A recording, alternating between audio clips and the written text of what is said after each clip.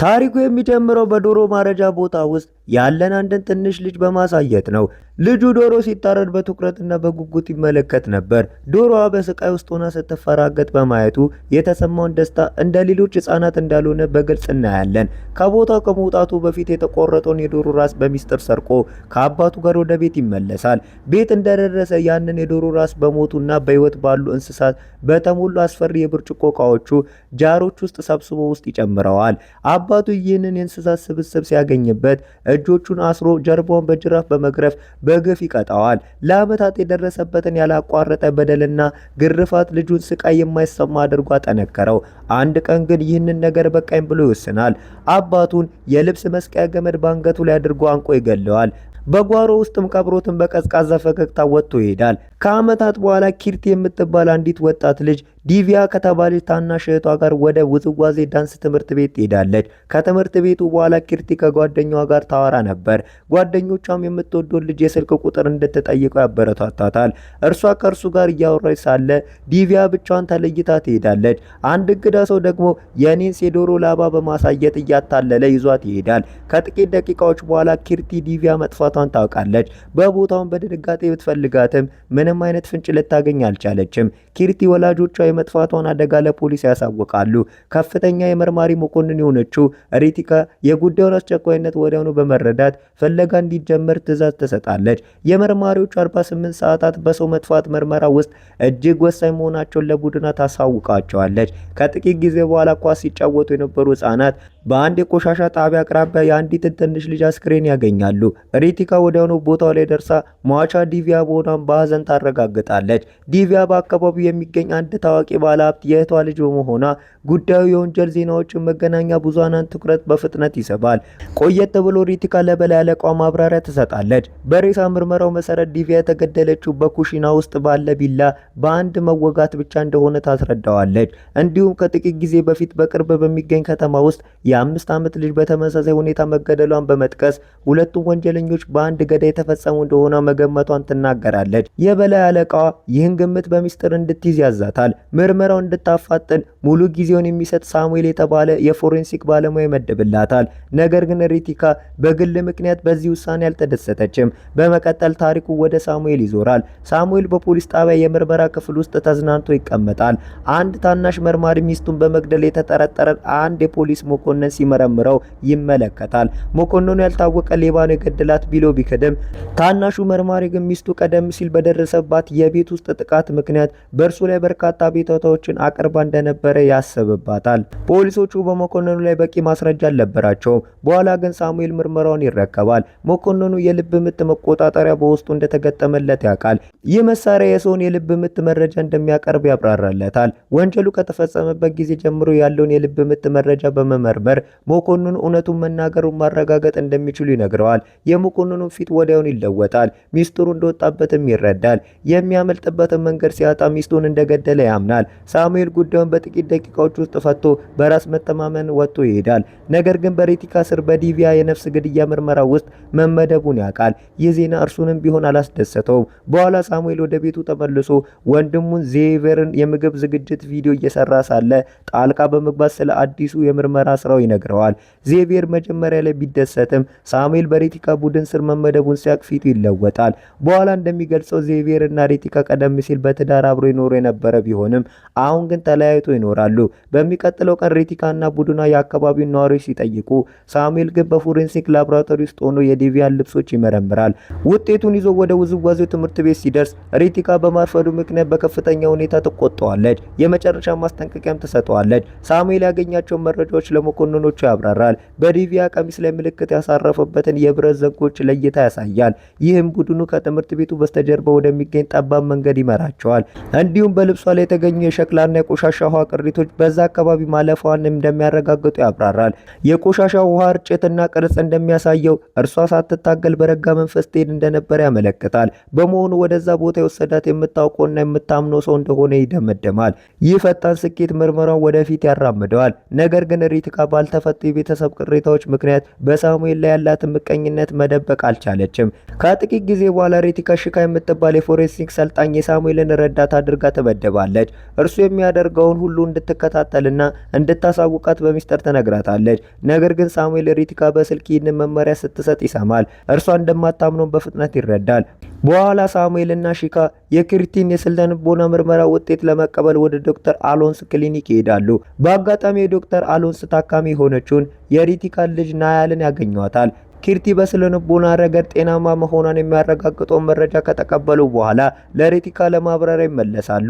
አንድ ቀን ያው ገዳይ በአንድ የውሃ መናፈሻ ውስጥ እንደገና ጥቃት ይሰነዝራል። ዲቪካ የምትባል አንዲት ትንሽ ልጅ ድንገት ትጠፋለች። በዚህ ጊዜ ሪቲካ ወዲያውኑ ከአደጋ ጊዜ ቡድኗ ጋር ስብሰባ ታደርጋለች። ገዳዩ ሌላ ሰውን ከመግደሉ በፊት ለማቆም ይሰልላሉ። ከስብሰባው በኋላ ሳሙኤል የዲቪ አስክሬን ከ5 ጫማ ቁመት ካለው የቆሻሻ ጉድጓድ ውጪ ወድቆ የሚያሳየውን የወንጀል ቦታ ፎቶ ያያል። ለሪቲካ ሲያስረዳ ገዳዩ አስክሬኑን የማንሳት ጉልበት ቢኖረው ኖሮ ከጉድጓዱ አጠገብ ከመተው ይልቅ ጉድጓዱ ውስጥ ይጥለው ነበር ይላታል።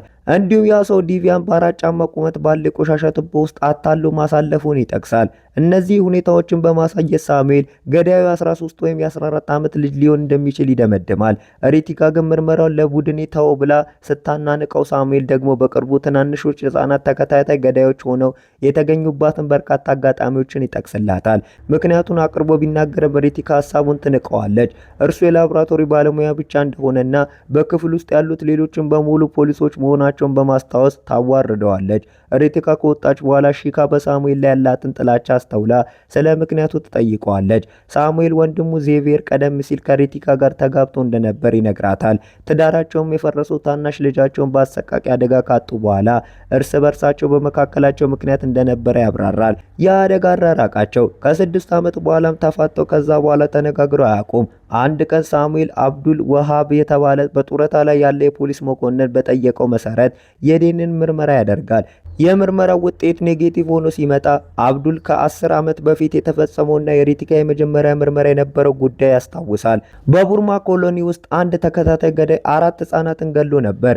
በዛን ጊዜ ፖሊሶች ኡበይድ የተባለ የትምህርት ቤት ባስ አሽከርካሪ አሰሩ። ምክንያቱም አንዲት ራሷን የሳተች ልጅ በባስ ውስጥ ተኝታ በመገኘቷ ነበር። ሁሉም ሰው ገዳዩን የያዙት ይመስላቸው ነበር። ነገር ግን ከወር በኋላ ሌላ ልጅ በተመሳሳይ ሁኔታ ሲገደል የተሳሳተ ሰው ማሰራቸውን አወቁ። ወደ ውጭ ሲወጣ ሳሙኤል ኡበይድ እዛ ቆሞ ሲጠብቀው በማየቱ ይደነግጣል። ኡበይድ ወሃብ የሳሙኤልን ግራ መጋባት ተረድቶ ኡበይድ ከተፈታ በኋላ ፖሊስ ላደረሰበት በደል ካሳ ለመክፈል የራሱን የግል አሽከርካሪ አድርጎ እንደቀጠረው ይነግረዋል። ከመሄዱ በፊት ኡበይድ የዲኤንኤ ምርመራውን ያደረገው የቡሮማ ኮሎኒ ተከታታይ ገዳይ ተመልሶ መጥቶ ለዲቪያ ግድያ ተጠያቂ መሆኑን ለማረጋገጥ እንደነበረ ይናገራል። ከኡበይድ በኋላ ሪቲካ በአይን እይታ ምስክርነት ከሰጠው ሰው መረጃ ይደርሳታል። ምስክሩ አንድ ትንሽ ልጅ የዲቪያን አስክሬን በቆሻሻ ጉድጓዱ አጠገብ ሲጥል ማየቱን ይናገራል። ምስክሩን በሰጠው መግለጫ መሰረት ፖሊሶች የተጠረጠረውን ሰው ስዕል ያዘጋጃሉ። ለሁሉም አስደናቂ በሆነ ስዕሉን እጅግ አስፈሪ መልክ ያለው የ12 ዓመት ልጅ ያሳያል። ስዕሉ አዳዲስ ፍንጮችን ለማግኘት ሲባል ለመገናኛ ብዙሃን ይለቀቃል። ከጋዜጣዊ መግለጫ በኋላ ሪቲካ ሳሙኤል ላደረገው አስተዋጽኦ ታመሰግነዋለች። ገዳዩ ትንሽ ልጅ ነው ብሎ ያቀረበው ግምት ምርመራ ወደፊት ለማራመድ እንደረዳው ታምናለች። ስዕሉን ካየ በኋላ ዶክተር አሎንስ ሪቲካ ወደ ቢሮ ጠርቶ ሩበን ስለሚባል ትንሽ ልጅ ይነግራታል። ልጁ በቅርቡ የማረሚያ ቤት ለምክር መጥቶ የነበረ ቢሆንም አሁን ግን ጠፍቷል። ሪቲካ የሩበንን ፎቶ ባየችበት ቅጽበት በፖሊስ ስዕሉ ላይ የተሳለው ልጅ እርሱ ራሱ መሆኑን ታውቃለች። ዶክተር አሎንስ ሪቲካ ወደ ባልደረባው ዶክተር ሜኖን ይልካታል። ዶክተር ሜኖንም ከዓመታት በፊት ሩበንን በ6 ዓመቱ 2 ጓደኞቹን ከገደለ በኋላ ለሕክምና ወደ እርሱ መጥቶ እንደነበረ ይነግራታል። በሕክምና ወቅት ሩበን ከሜኖን ቤተሰብ ጋር በርካታ ዓመታት የኖረ ሲሆን ጥሩ መሻሻል አሳይቶ ነበር። ነገር ግን አንድ ቀን ድንገት የመንቀጥቀጥ ህመም አጋጠመው። ቢላም ነጥቆ ዶክተር ሜኖንን ካጠቃ በኋላ ከቤት ጠፋ። ከዛች ቀን ጀምሮ ማንም አላየውም። የዶክተር ሜኖንን ታሪክ ካዳመጠች በኋላ ሪቲካ በቅርቡ ለተፈጸሙት የህፃናት መጥፋት ወንጀለኞች በስተጀርባ ሩበን እንዳለ ሙሉ በሙሉ ታምናለች። ከጥቂት ጊዜ በኋላ ማሊቪካ የምትባል አንዲት ትንሽ ልጅ እናቷ በጽኑ ህሙማን ክፍል ውስጥ ያለን ታካሚ ልትጎበኝ ትንሽ ተለይታ በነበረበት ወቅት ከአስፕሪን ሆስፒታል ትጠፋለች። ፖሊሶች ወዲያውኑ አካባቢውን ዘግተው ምርመራ ይጀምራሉ። በፍለጋው ወቅት መኮንኖቹ አቅራቢያ ከሚገኝ የቆሻሻ ማከማቻ ውስጥ የቾኮሌት ማሸጊያ ያገኛሉ። ይህም ማላቪካ ከተወሰኑ ደቂቃዎች በፊት የገዛችው ቾኮሌት ነበር።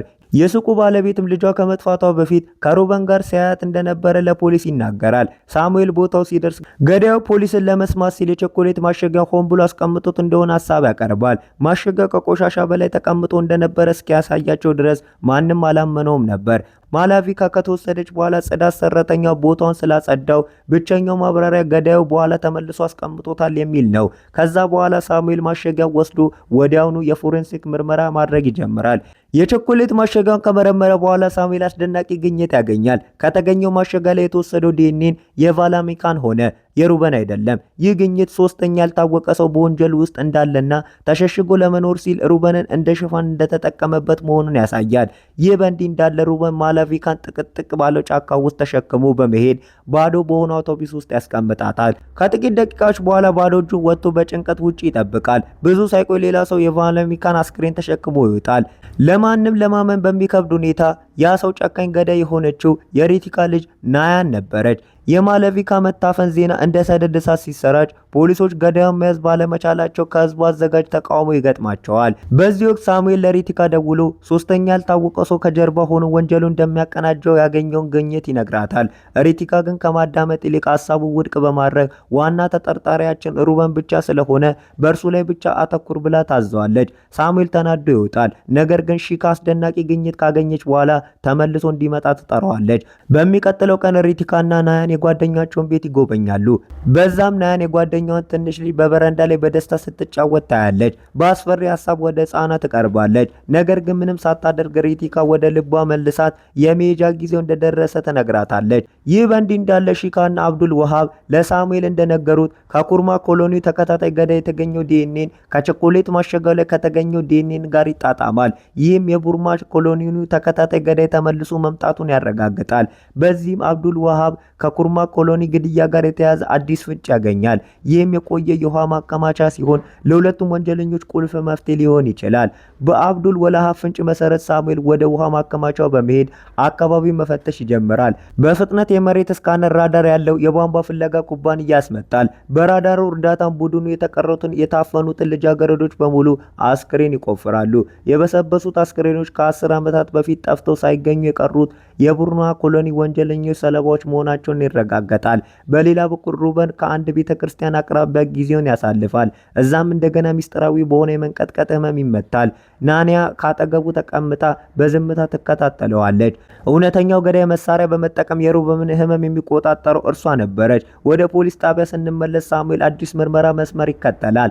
ማላቬኪያ በጠፋችበት ቀን ሆስፒታል ውስጥ ከነበሩ ሰዎች መካከል እውነተኛው ገዳይ እንዳለ ስለተረዳ አብዱል ወሃብንና ዶክተር አሎንስን እዛ ከነበሩ ሰዎች በሙሉ የዲኤንኤ ናሙና እንዲሰበስቡ ያምናቸዋል። እውነተኛው ወንጀለኛ በፈቃደኝነት ናሙና እንደማይሰጥ ስለሚያውቁ እንደ ሽፋን የሚሆን የነጻ ደም ምርመራ ዘመቻን ለማዘጋጀት ይወስናሉ። ጥርጣሬ እንዳይፈጠር ሲል ሳሙኤል እርሱ ሽካ እና ሁለቱ ዶክተሮች የዲኤንኤ ናሙናቸውን እንዲሰጡ ያስባል። በታቀደው መሰረት ሳሙኤልና ሺካ ከቅርብ ዘመዶቻቸው፣ አብዱል ወሃብ ከፖሊስ አባላት፣ ዶክተር አሎንስ ደግሞ ከሆስፒታል ሰራተኞች ናሙና ይሰበስባሉ። እያንዳንዱ ናሙና ከቸኮሌት ማሸጊያው ላይ ከተገናኘው ዲኤንኤ ጋር ያወዳድራሉ። ሳሙኤልን በሚያስደንቅ ሁኔታ አንዱም አይገጥምም። ይህም የበለጠ ያበሳጨዋል። በዚህ ጊዜ ፖሊሶች ሩበንን በአቅራቢያ በሚገኝ ቤተክርስቲያን ውስጥ ተሸሽጎ ማግኘታቸውን አውቀው ወዲያውኑ ያስሩታል። በምርመራው ወቅት ያለምንም ማንገራገር ለእያንዳንዱ ግድያ በድፍረት ያምናል። ለሁሉም አስደናቂ በሆነ ሁኔታ ሰይጣን እንደሚያናገረውና ህፃናቱን እንዲገል እንደሚያዘው ይናገራል። ፖሊሶች ታሪኩ ውድቅ ያደርጉታል። እርሱ የአእምሮ በሽተኛ ሳይኮፓት ብቻ እንደሆነ ያምናሉ። ጉዳዩ እንደተፈታ በማመን ሪቲካ በድል አድራጊነት ስሜት ወጣ ትሄዳለች። ሳሙኤል ግን ሩበን እውነተኛ ገዳይ እንዳልሆነ እርግጠኛ ስለሆነ አልተቀበለውም። ቆየት ብሎ ከሺካ ጋር የምርመራውን ቪዲዮ ሲከታተል ሳሙኤል አንድ ሰው በሩበን የጆሮ ማዳመጫ መሳሪያ በኩል መልእክት ሲያስተላልፍለት ከጀርባ ሆኖ ግድያዎቹን እንደሚረዳቸው ግምት ያቀርባል። በዚህ ጊዜ ወደ ታዳጊዎች ማረሚያ ቤት ከተዘዋወረ በኋላ ሩበን በመሳሪያው በኩል ራሱን እንዲገድል የሚያዝ ድምጽ ይሰማል። ምን ሊከሰት እንደሚችል የተረዱት ሳሙኤል እና ሺካ ወደ ማረሚያ ቤቱ በፍጥነት ይሄዳሉ። ነገር ግን ማርፈዳቸው ነበር። ሩበን ራሱን ገሎ ነበር።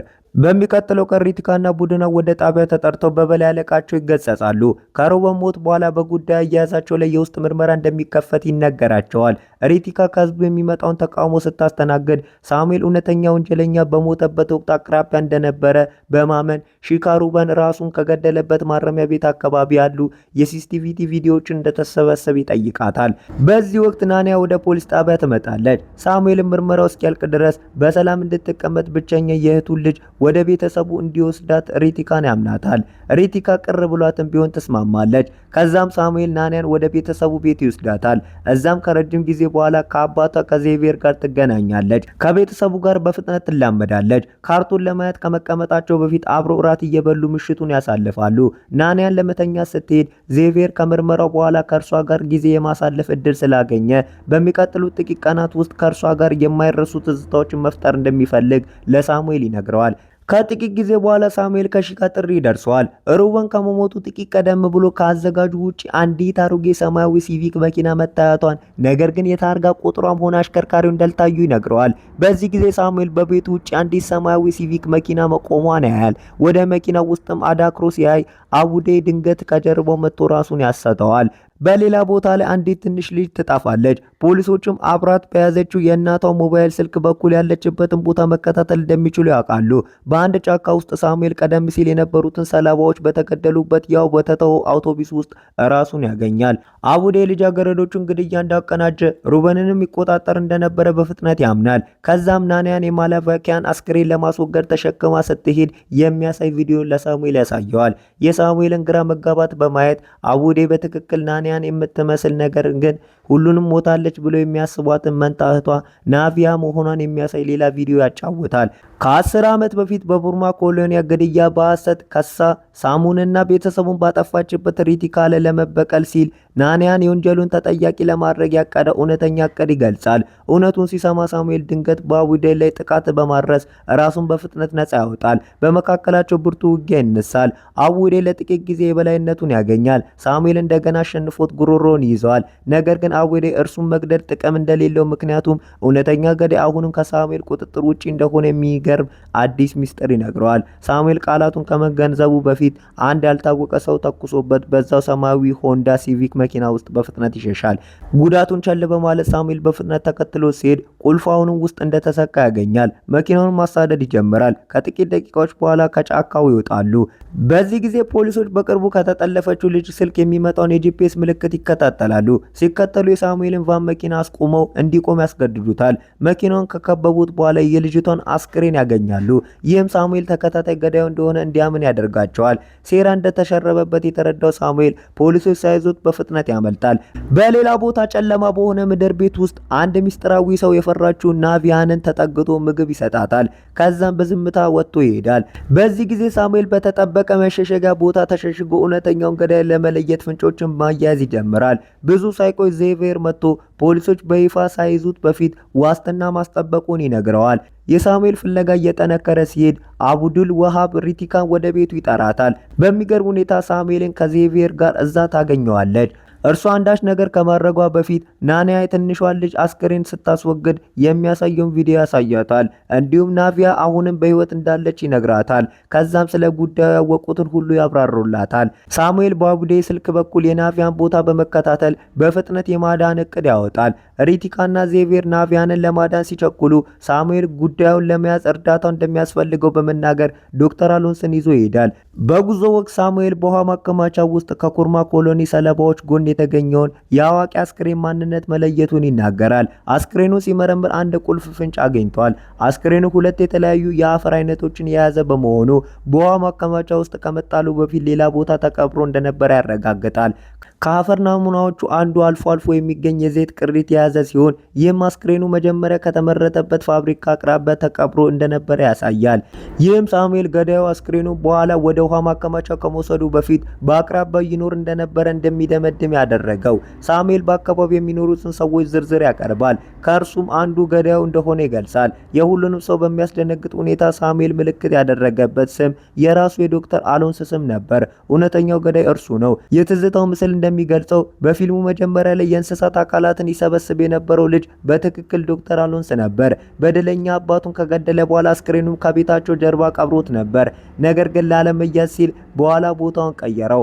አሎንስ አባቱን ከገደለ በኋላ በጽኑ ለሚወዳት ሚስቱ ታማኝ ሆኖ መደበኛ ህይወት ይኖር እንደነበረ ይናገራል።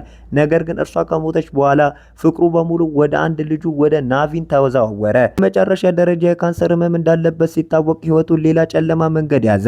የአባቱን በደል፣ የስሜቱን ማጣትና ከልጁ የመለየት ህመም አሎንስን ወደ ጨለማው መራው። የተጫነውን ቁጣ ለማውጣት ሲል ህፃናቱን መግደል ጀመረ። መጀመሪያ ላይ አስክሬኖቻቸውን በጫካ ውስጥ ይጥል ነበር። በኋላ ግን ሰለባዎቹን በቤት ውስጥ ወደሚገኝ ሚስጥራዊ ክፍል በመውሰድ በተራቀቁ መንገዶች ይገላቸው ጀመር። ግድያዎቹ የተጠማውን ፍላጎት ያረኩለት ነበር። ሆኖም ለናቪ እርሱ ያላገኘውን መደበኛ የልጅነት ጊዜ ለመስጠት በመመኘት እንደ አፍቃሪ አባት መኖሩን ቀጠለ። ሪቲካ በርካታ ፍተሻዎችን በማድረግ ወደ ገዳዩ እየቀረበች በነበረችበት ወቅት አሎንስ እንዳይያዝ ሲል የቅርብ ሰለባውን አስክሬን በአቅራቢያው በነበረው የአቡዴ ትምህርት ቤት ቫን ውስጥ ለመሸሸግ ተገደደ። ናቪን አባቱ አስክሬኑን ሲያስወግድ በድንገት አየው። የአቡዴ መታሰር በዜና ከተነገረ በኋላ አባቱ ያ ታዋቂ ተከታታይ ገዳይ መሆኑን ተረዳ። ነገር ግን በዛን ጊዜ ዝም አለ። ከጥቂት ቀናት በኋላ ዶክተሮች የአሎንስን ካንሰር በአልባ ሊድን እንደሚችል ነገሩት። በዚህ ወቅት ናቫን አሎንስን ህፃናቱን የገደለበትን በሰገነቱ ላይ የሚገኘው ሚስጥራዊ ክፍል አገኘ። ከአንዱ ሰለባ አስክሬንም ውስጥ ተደብቆ አገኘው። ደንግጦም ለማምለጥ ሲሞክር ከአሎንስ ጋር ተጋጨ። አሎንስ ለማብራራት ከመቻሉ በፊት ናቪን በፍርሃት ወደ ኋላ ፈገፈገ። ሚዛኑንም ስቶ ከሰገነቱ ላይ በመውደቅ ህይወቱ አለፈች። በናቪን ሞት የተሰበረው አሎንስ ከሌሎች ሰለባዎች ጎን ቀበረው። ለዚህ አደጋ ደግሞ ሪቲካን አማረራት። በበቀል መፈለግን በመዝናናት መናፈሻ ውስጥ ቀርቦ ናቪያን አፈናት። በምድር ቤቱ ውስጥ ካሰራት በኋላ ሪቲካ ስህተት መሆኗን ለማስረጋገጥ ሌላ ልጅ ገደለ። አሎንስ መጀመሪያ ላይ ናቪያን ለመግደል አቅዶ የነበረ ቢሆንም አንድ ምርጥ ማሳሰቢያ የተጠቀመበትን ሩበንን ካገኘ በኋላ ሀሳቡን ተወ። ከዛም የሪቲካን ልጅ ናያንን የወንጀሉን ተጠያቂ ለማድረግና የሪቲካን ህይወት ለዘላለም ለማጥፋት ሩበንንና አዊዴን በጥንቃቄ በተሰራ ዕቅድ ተጠቀመባቸው። ወደ አሁኑ ጊዜ ስንመለስ አሎንስ ሁሉንም ነገር ለሳሙኤል ያምናቸዋል። ናቪያ ግን በፍጹም እንደማትገኝ ያስጠነቅቀዋል። በዚህ ጊዜ ሪቲካና ዜቪየር ጥቅጥቅ ያለውን ጫካ ቢያስሱም ምንም ፍንጭ አላገኙም። ከዛም ዜቪየር ድሮን ያበራል። ድሮኑም የተሰወረ የመሬት መሸሸጊያ ያገኛል። ሁለቱም ወደ ቦታው በመሮጥ የተቆፈረውን መሬት ሰብሮ በመግባት በመጨረሻ ናቪያንን ያድኗታል። በሌላ በኩል ሳሙኤል ናቪያን መዳኗን የሚያረጋግጥ መልእክት እስኪደርሰው ድረስ አሎንስ በራሱ ይተማመናል። እቅዱ መክሸፉንም ሲረዳ አሎንስ አሁን በእርሱ ላይ ምንም ማስረጃ እንደሌለ ይናገራል። ሳሙኤል ግን የኤልባ ሕክምና የወሰዱ ታካሚዎችን ሁለት አይነት የዲኤንኤ ሊኖራቸው እንደሚችል ይገልጽለታል። ይህም አሎንስ ቀደም ሲል ከተደረገው የዲኤንኤ ምርመራ እንዴት እንደሚያመልጥ ያስረዳል። ዲኤንኤው እንደገና ከመረመረ በኋላ ከቡርማ ኮሎኒ ተከታታይ ገዳይ ጉዳይ ከተገኘው ዲኤንኤ ጋር ሙሉ በሙሉ የሚጣጣም ሆኖ አገኘው። ይህም ገዳይ እርሱ መሆኑን በግልጽ ያጋለጸው።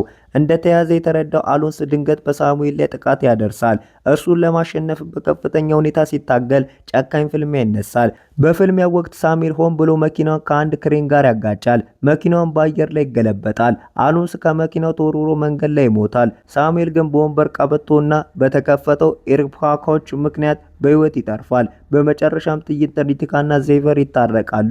ቤተሰቡን በደስታ አብረው የምግብ ዝግጅት ቪዲዮ ይቀርጻሉ። በሌላ በኩል ሳሙኤል ስለ መኪናው አደጋ ጥያቄ ይቀርብበታል። እርሱ ግን በብላት ራሱን ከተጠርጣሪነት ነፃ ያወጣል። በእውቀቱ የተደነቀው መኮንን ለሪቲካ ያልተፈታ አዲስ ወንጀል ይመድብላታል። በዚህን ጊዜ እርሷ በራሷ ፍቃድ ሳሙኤልን በቡድኗ ውስጥ እንዲካተት ትጠይቃለች። ፊልሙ ሚስጥሩ ተፈቶ አዲስ ምርመራ ሊጀምር ሲል ይጠናቀቃል። ይመቻችሁ። ሰብስክራይብ አታደርጉን ግን ይመቻችሁ። ምንም አልልም እኔ።